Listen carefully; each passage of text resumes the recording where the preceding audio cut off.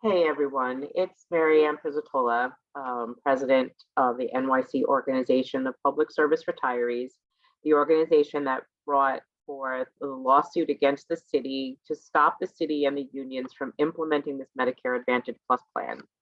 So I just wanted to go over a couple of letters and try to debunk some garbage that keeps coming out from our former unions.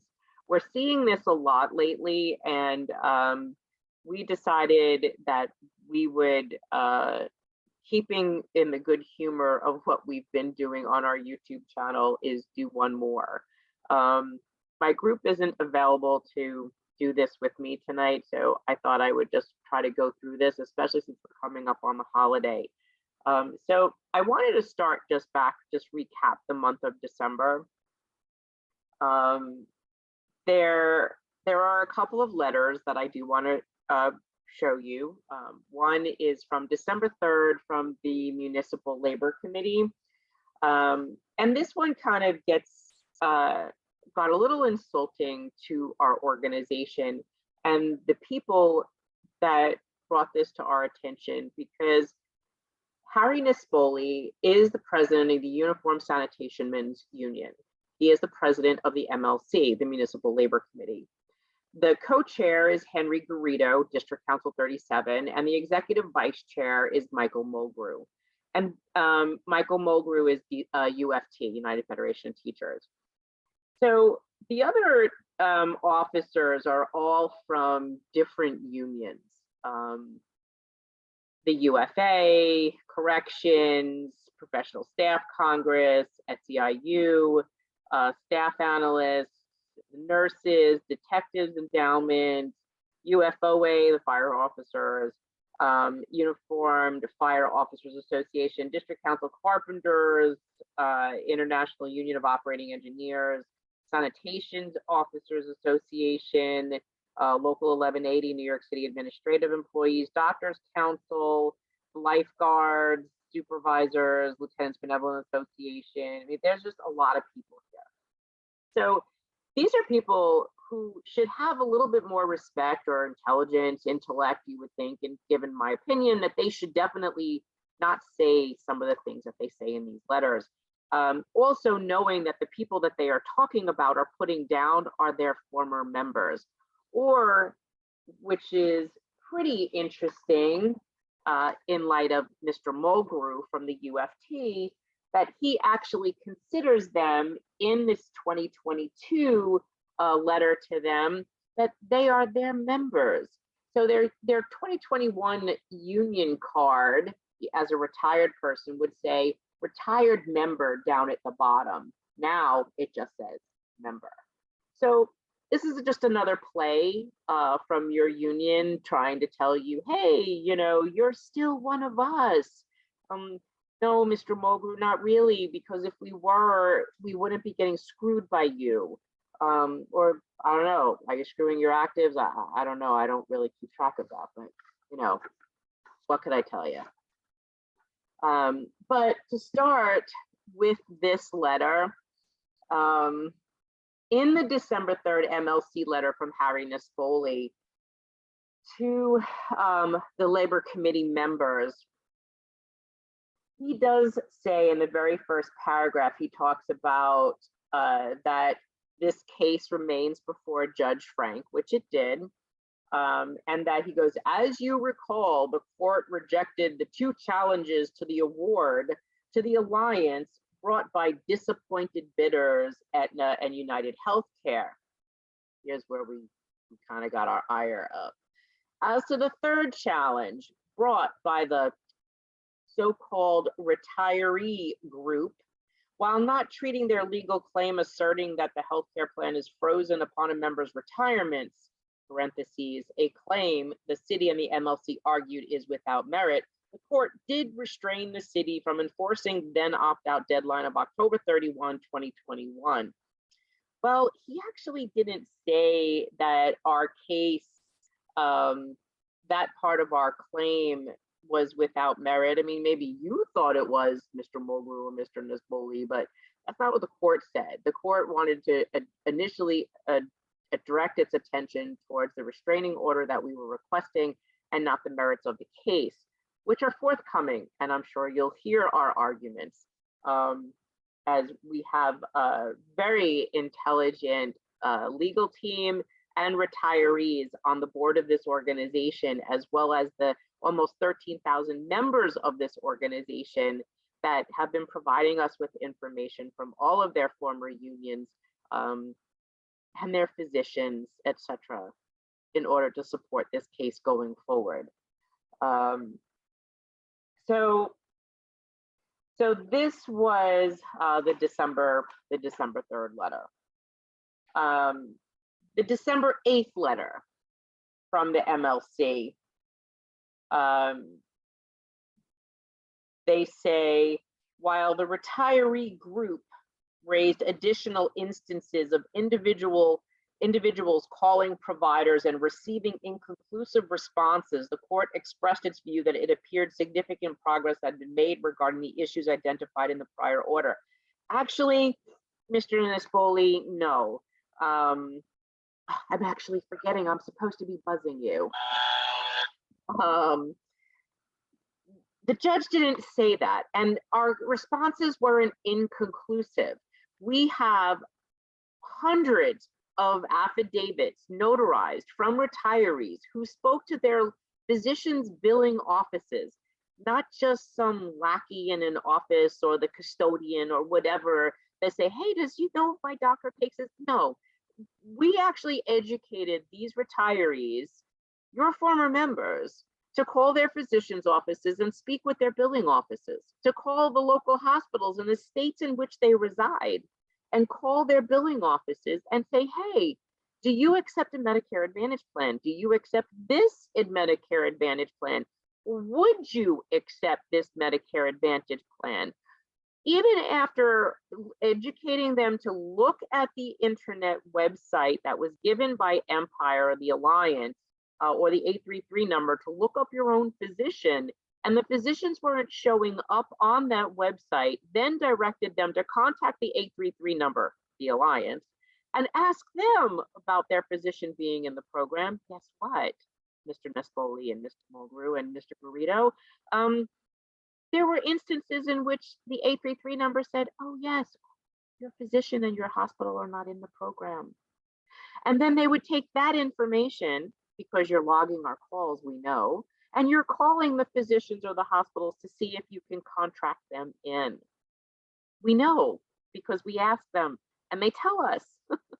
So it's not that the responses are inconclusive. You're trying to downplay again the importance of what we are doing, and it's falling upon people who are a little bit more savvy. You want to paint us as an ignorant group of retired persons. It's not going to play in your favor. And we're disappointed in you for doing that.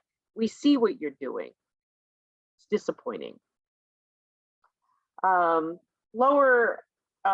down on this same page, it said, we had pushed for retirees to have an opportunity to have an extended, quote, trial period during which they could switch into or out of the MA plan as a way to assist them in their decision, to give the court further comfort that they aren't being forced into rash decisions. Actually, that was one of the things that you guys did not bring up. Maybe you may have suggested it to the MLC or the Alliance or the city after we brought up the issue that we were not being given time to do all of this. So I love how you try to make yourself seem more important in this.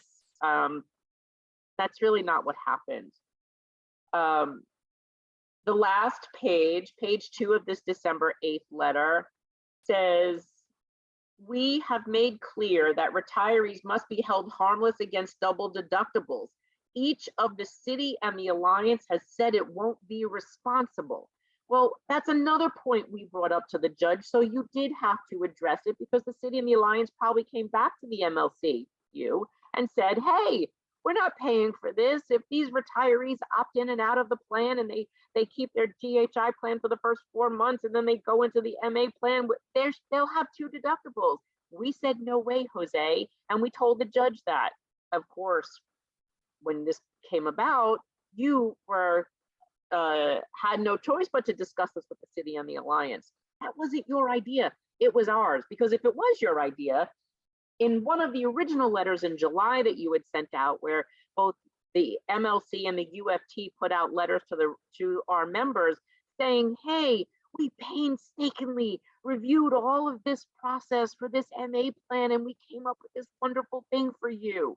Well, then maybe you would have thought about that then, July, before you voted on it, 14th. That didn't happen.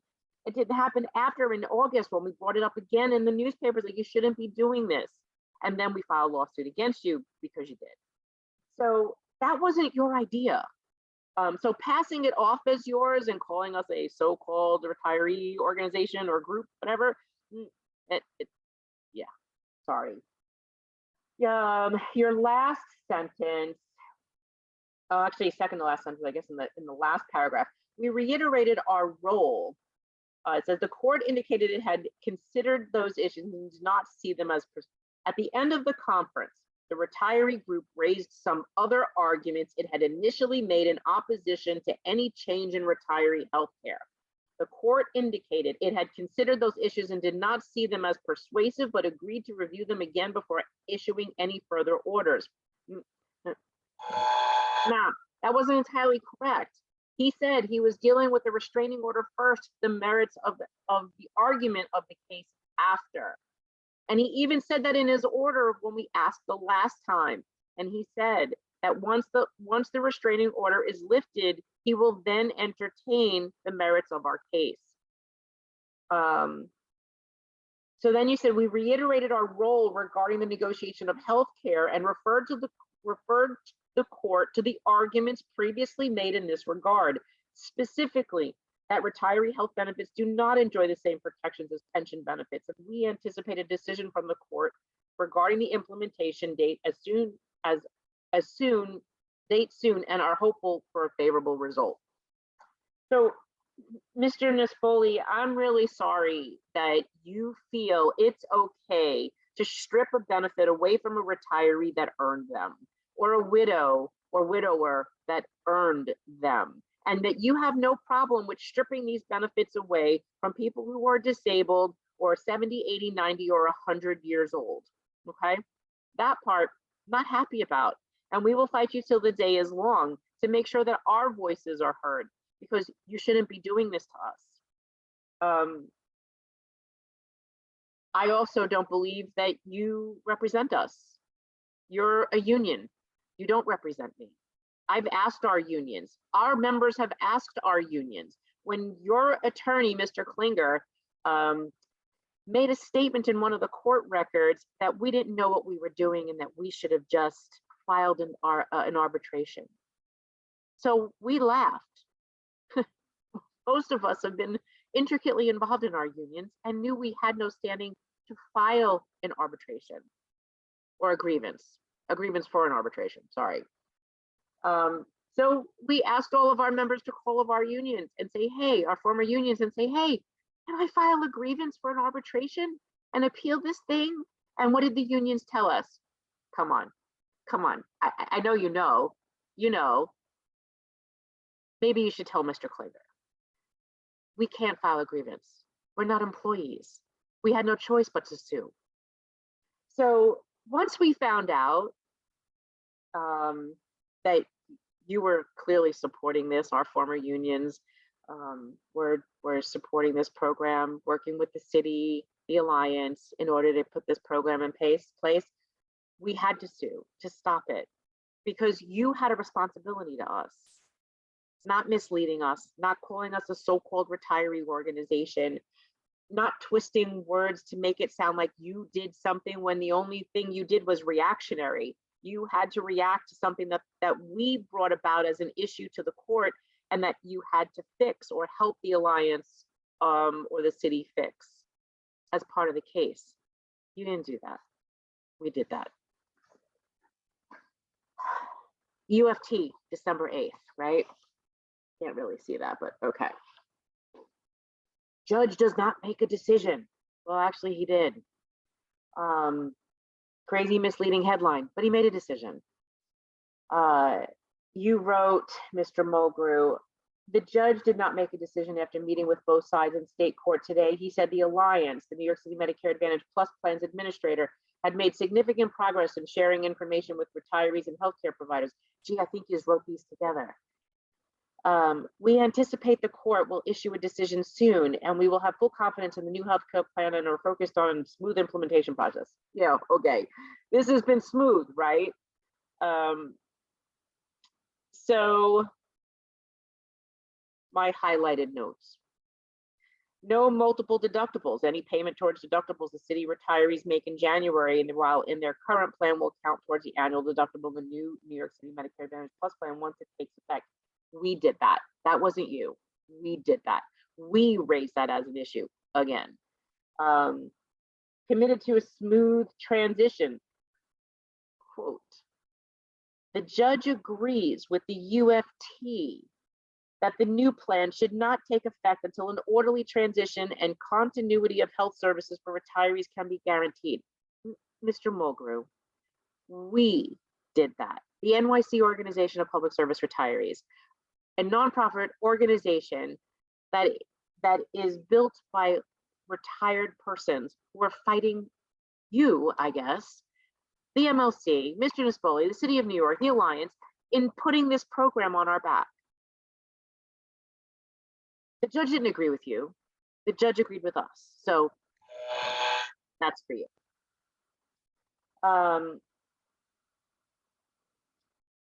The retirees will be able to try out the new plan. Quote, the UFT has pressed for and obtained. No, sir, you didn't press for and obtained. We, again, pressed for and obtained the assurance that retirees will be able to opt in or opt out during the first part of 2022. We negotiated that. You weren't in those meetings. The UFT isn't represented in those meetings. We were there. This organization did that. We listened to the almost 13,000 people in our Facebook page and the 6,000 people in our email lists that are telling us, please do this. Please help us with this. This is what's important to us, not this MAP plan. We listened to them because you didn't. The reason why you didn't is because you're a union and you represent workers with wages, hours, and work conditions. Retirees don't have those. Thus, you don't represent us.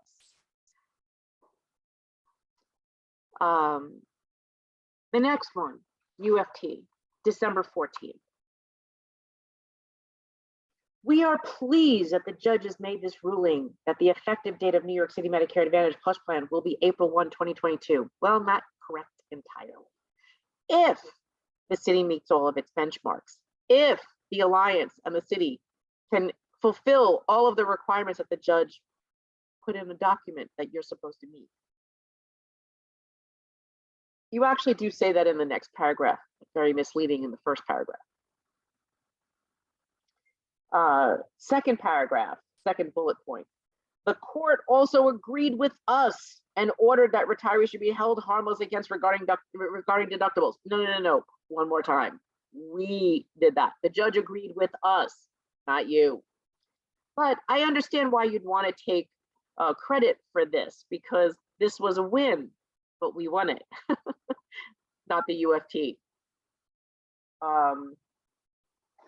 You do put a link to the full decision, which, you know, I guess only people that get this email will probably read.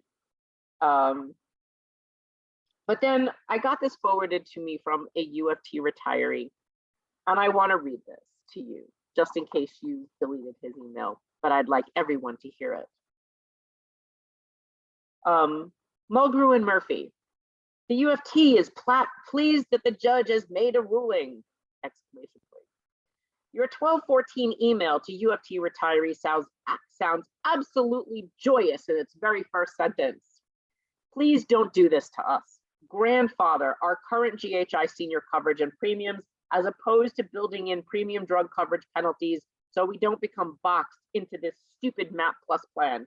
You are morally and probably legally obligated to keep retiree health insurance premiums be budgeted and depended on at levels promised to us upon retirement.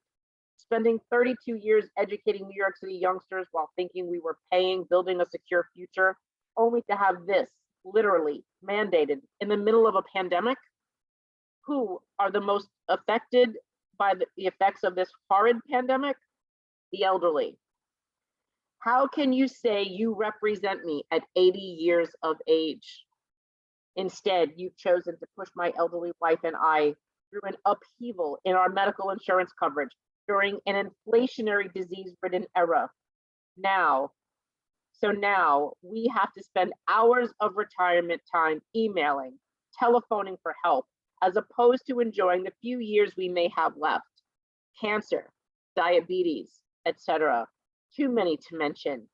What a betrayal, collusion with that horror of an IR of your partner, screwing us at an age we're too infirm and piss poor to be able to fight our own union. Enjoy dipping into the welfare fund money instead of finding what your political partner did with all those multiple millions of dollars thrown at her. It's always about money and power. Look how happy everyone looked as they screwed over New York City's municipal retirees. Shame. And then he quotes the judge orders the city to delay the healthcare switch until April 1st. This is a passionate UFT retiree that you're not listening to. You're not listening to any of them. We are. We hear them all the time. They email us, text us, call us, FaceTime us, Facebook us, Messenger. I mean, we get messages all day long. Our secretary, Michelle, can tell you she gets hundreds of them a day. Dealing with retirees who are struggling with this decision, or retirees who didn't know about this plan and were told by another retired person and that they were completely caught off guard that this was even happening. I know you find that difficult because you're younger and you work on the internet and you have a smartphone and you're healthy and this is your job. But for people who are retired, we don't make it a practice typically to go to our former union's website or the labor relation website or to check the labor relation website like Commissioner Campion said we should do on a daily basis. We don't do that. We never had a reason to. And in decades, we never did. So to expect us to do that now without having any reason to or knowledge that we would have to, that doesn't fly. The next thing that's disturbing is the flyer to both retirees and to medical providers from the UFT. And this basically says, if you treated New York City municipal retirees in the past, they may call you and ask you if you accept this new plan. Say yes. They don't have to say yes. That's the part that you're not telling the truth on. They don't have to say yes. They don't. And many of them aren't. And this is what we've been dealing with since we started fighting this, is our retirees have been misled by unions telling them that if their physician takes the Medicare plan, they take this plan. That's not correct. It's just not. And we've been saying this to you for a long time and you're not listening. I kind of think you got the message about a month ago when you did a video, and that video said that the Alliance had said to you that you used the wrong word. Rather than saying in-network or out of network, you should have said contracted or not contracted. It's kind of basically the same thing, right? So we know that these physicians are not contracted, and we know many of them don't want to be in a contract with Anthem, Empire, Emblem, Blue Cross, etc. In a Medicare Advantage Plus plan or a Medicare Advantage plan. They just don't. And they don't have to take this plan. So if we are to have continuity of care in our 60s, 70s, 80s, and 90s, or 100 years old in retirement with the illnesses that we have and do not want prior authorizations, we don't want this plan. And you need to hear that. This shouldn't be done to current retirees. This is something that you should be negotiating with your current employees whom you do represent. So further going on debunking debunking union misinformation is we were given a link to a post today in which retirees from the UFT made a comment about how he was on an official UFT retiree page and that he was disputing much of the information that was misleading made by administrators of that page, and that his posts were removed and that he was denied what he was saying was true.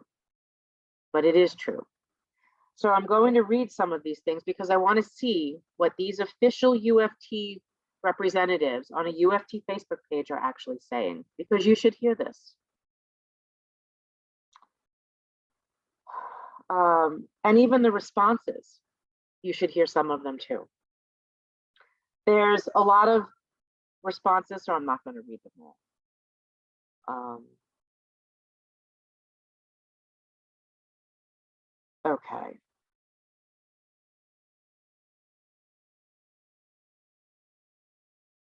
Yeah, here's one. I cannot stomach these people. We've been abused enough. We don't need people like this rubbing salt into our wounds. I have had it.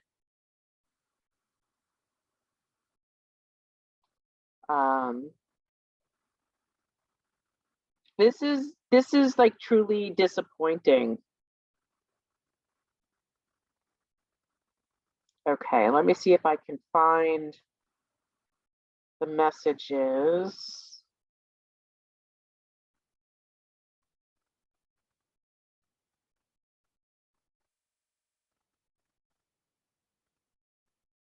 Okay, 22 comments.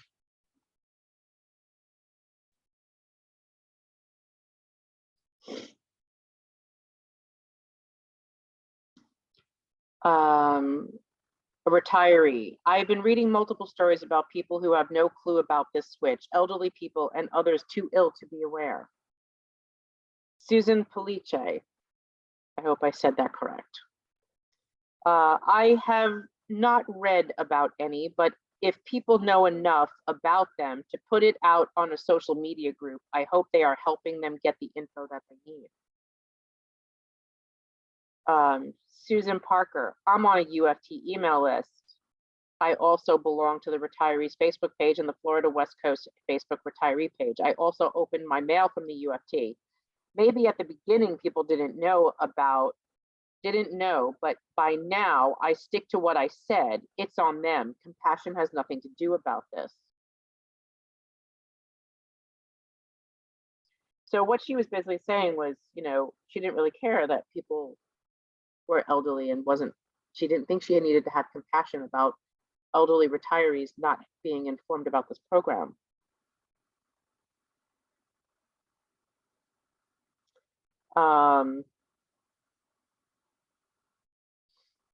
Susan Parker, if they have no idea it's happening, that's on them. Another retiree says, come on, have a little compassion. What about very elderly retirees who have no one looking out for them? They received that mailing in a clear plastic, which just looked like all our other mailings that we get. They probably just threw them away, and I totally understand why. Just curious, how did you find out about this medical switch to our medical benefits?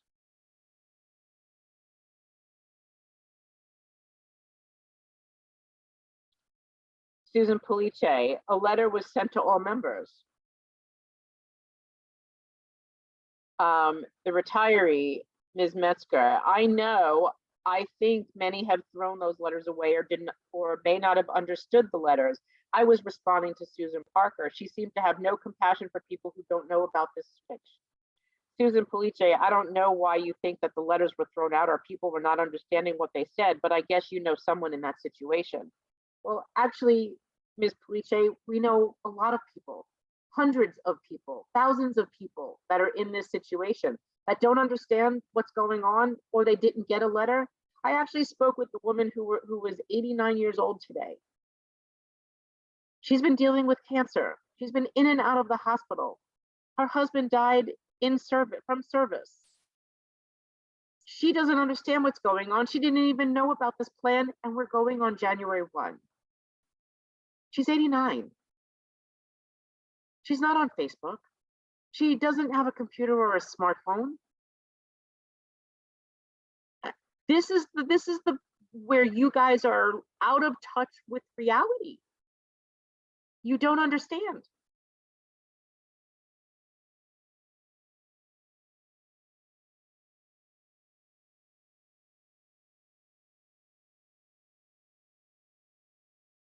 Susan Parker, you're right. I have no compassion for willful ignorance. Yeah, Susan Parker. Susan Police, Susan Parker, I agree. Every has been notified. No, they haven't. No, because we still have members who never even got that original book. They may have gotten that original letter from OLR, but they never got the enrollment guide. How do we know that? Because they sent us notarized sworn statements to that effect, and that they had to ask the 833 hotline for an enrollment guide. We know that you're not on target with this because we've been asking our retirees to call the 833 hotline and ask for the new updated enrollment guide. And guess what? The responses that we've been hearing are all over the place. It was mailed out on the 27th. Sorry, it's not mailed out yet. It's not even printed yet. Oh, it's still being printed. It's still being written. It's still being corrected. Oh, we don't know when it's coming out. You want to know why? Because they're calling every day. You can't lie to us. Ms. Retiree Goldblatt, many of the doctors, Susan Police, many of the doctors on this list have not been informed with clear explanations as to how to process our claims, or even if they'll take this plan, right? We know that too, because we have notarized affidavits on that as well, because we ask.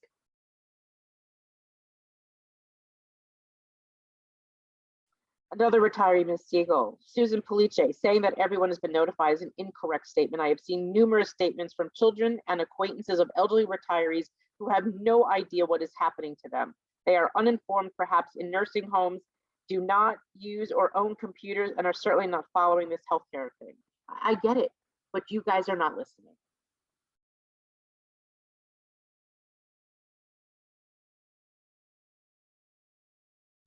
Susan Police, FYI, the UFT sent regular mail to every member. If the mailing address changed and not updated, that is an issue. That's not the only issue, Susan. There's a lot of issues. We've had mail issues, slowdown issues, mail persons that are destroying mail or dumping mail, lost mail, mail that you send that looks like garbage that gets thrown out. You have so many different situations. Why would you do something like this to a population that is this vulnerable? I don't understand. You know what else we found through the course of this? That you still have people on the rolls of our insurance in the New York City that are deceased. Maybe you should have started by looking at the rolls, making sure that personnel that shouldn't be on the rolls aren't, rather than coming after retirees' hard-earned benefits, things that we earned, we gave up, we took 0 zeros for when we had to in order to keep the benefits that we had. That's what we earned. And you don't take that away from a retired person.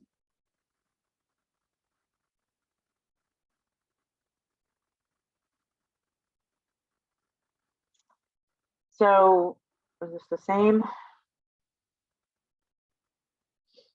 Yeah, Susan Parker, I'm on the UFT email list. I also belong to the UFT retirees Facebook page. I open my mail from the UFT. Yeah, compassion has nothing to do with this. Shame on you, Susan Parker and Ms. Police. Shame on both of you. And that you represent the UFT's official page. Maybe I should start referring all of the 80, 90, 100-year-old retirees to you of the phone calls that I get, because then maybe you would hear the things that we hear. There's a gentleman who's a retired NYPD, retired in the 70s. He's in his 80s as well. He's on Medicare. His spouse is on Medicare. He has a disabled adult daughter on Medicare in a facility. So what did you guys do to them? He had to remove his daughter and his wife from the city plan, disenroll them, because he was currently getting Medicare and GHI for all three.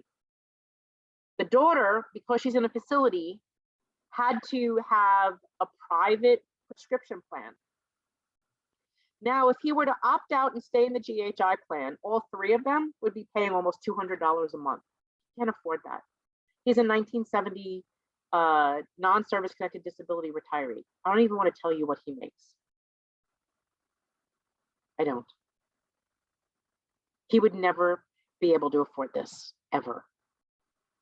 So at almost $600 a month to stay in GHI senior care and keep his daughter's plan, his daughter's private prescription plan. He opted the daughter out and opted the wife out in order to keep them covered at the level that they are currently covered, because this new Medicare Advantage plan would not cover them. And the daughter, once she was enrolled in the Medicare Advantage plan, would lose the private prescription plan. That's another thing you guys did.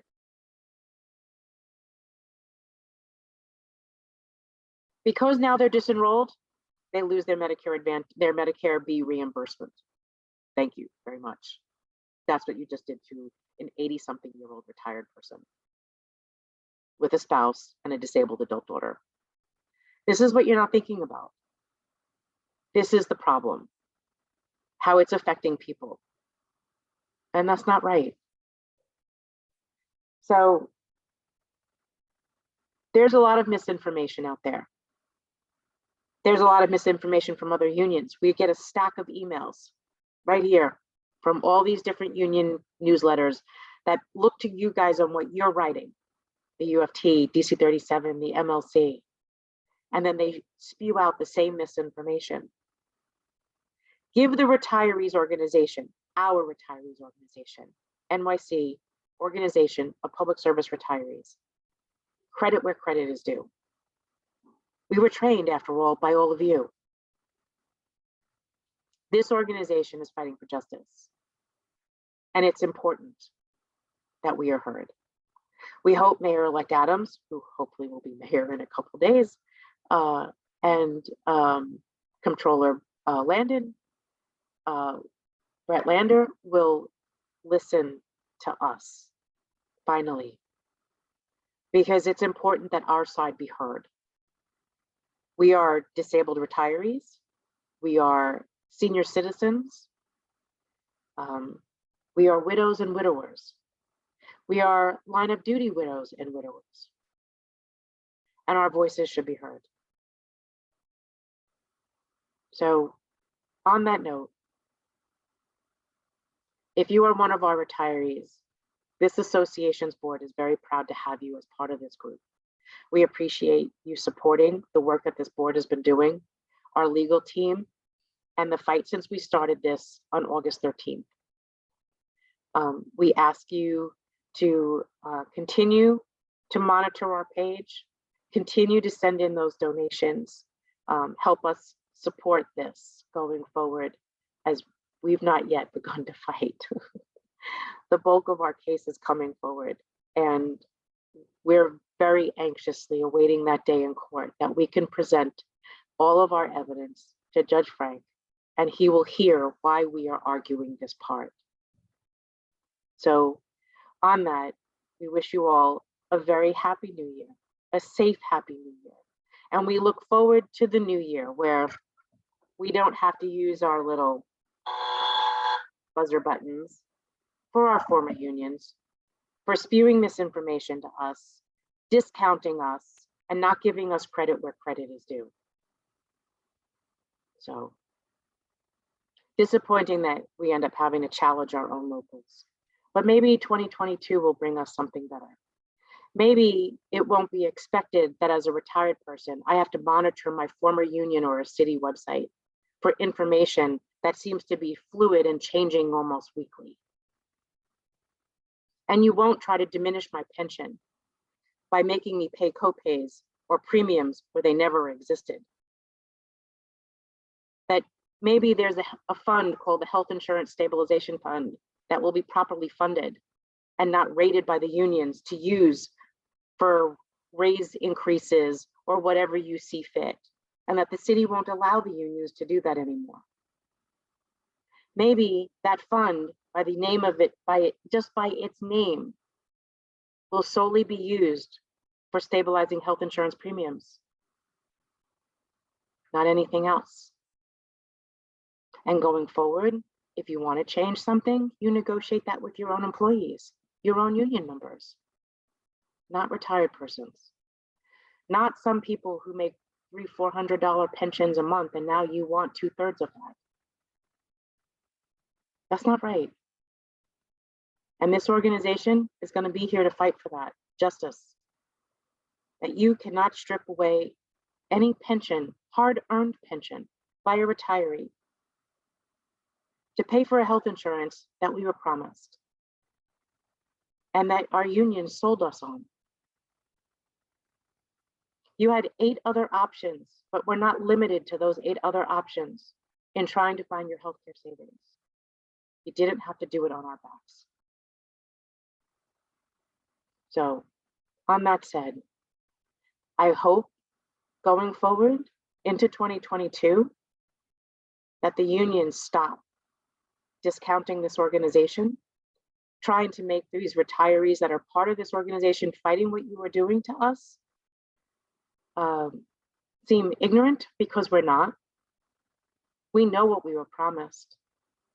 We have documentation, we have our supporting contracts, we have a lot of extrinsic evidence that we will show you. And that you will stop spreading misinformation about what the court puts out or what we've been putting out. And stop taking credit where you did nothing but inflict harm upon us. I know you don't see it as harm, but that's exactly what it was. We fought for this. Give us the credit that we did accomplish that.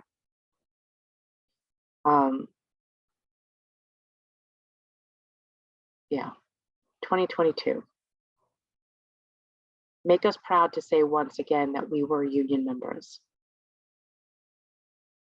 Not that we actually are saying now that we don't trust you anymore, because our retirees are telling us, I don't trust the city and I don't trust my union.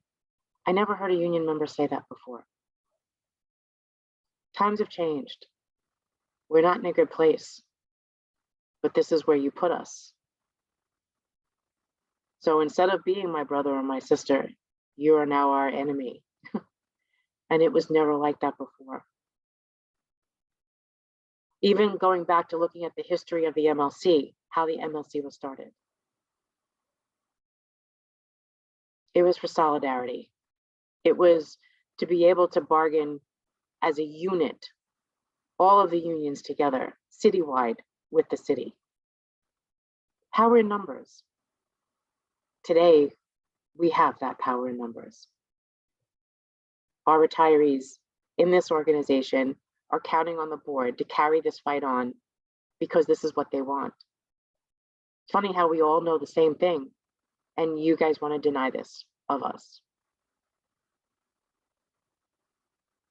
So my wish for 2022 is that the unions stop putting out misinformation and stop downplaying the purpose of this organization. Mr. Nespoli, we are not a so-called retiree organization. We've provided more service to these people, these retirees, than the unions have. Some unions don't even have a website. Some of our retirees don't have unions. They were managerial. Who represents them? That includes former retired New York City Law Department attorneys, commissioners, deputy directors.